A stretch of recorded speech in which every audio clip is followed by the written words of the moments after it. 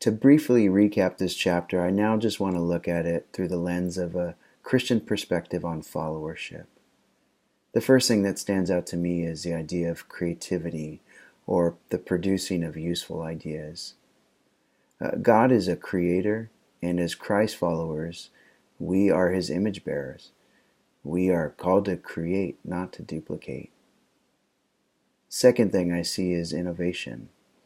Innovation was described as people-centric organizations that challenge the status quo and move away from stagnancy. That's what we need to do as Christ followers in the marketplace, but also in the church. As one who works in the church, I can't think of anything better to do than to look back at our metrics and our vision and how we're trying to reach the communities around us for Christ, and lean into our teams and lean into creativity to come up with better solutions to do just that in the future. The next thing I see is Robert Kelly and his mention of what an effective follower is. He says that they're active. I would say, and I believe, that the Christ follower is called to a life and a faith that is active, not passive.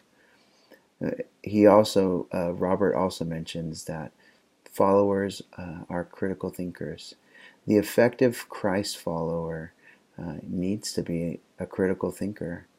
We are at a time and a season where the world is more unchurched or dechurched, and doesn't care about the faith that we have. And what better opportunity to critically think of creative and innovative ways to share this critical message of the gospel and the hope that we have. The next thing I see is that every effective follower has room to become more effective. That's true for the Christ follower. None of us have arrived. None of us are perfect. None of us are blameless or without sin. We all are growing in grace, and we need to be mindful of that, and we need to acknowledge that there's room for growth, and we're grateful for grace at the same time. Finally, I see a few things that stood out in just the overall reading from the Christian's perspective on followership. One is the development in self-awareness. The second is to grow in our communication. Even in the church, we need to be better at communicating with each other. There can be so many things that are divisive, and instead of celebrating the differences that we have and rallying around what we have in common, we become divisive and not aware of what we're doing. And I think there's some good things as effective followers to learn from that. Finally, I've included a short TED Talk from Derek Sivers on how to create a movement. And in it, he ends with the challenge for people to be bold and courageous enough to be followers who show others how to follow.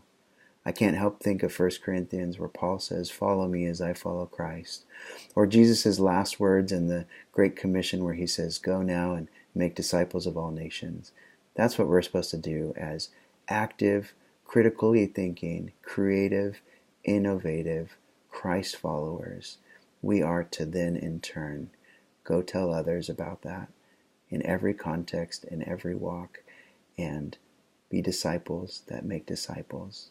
That's my prayer for us.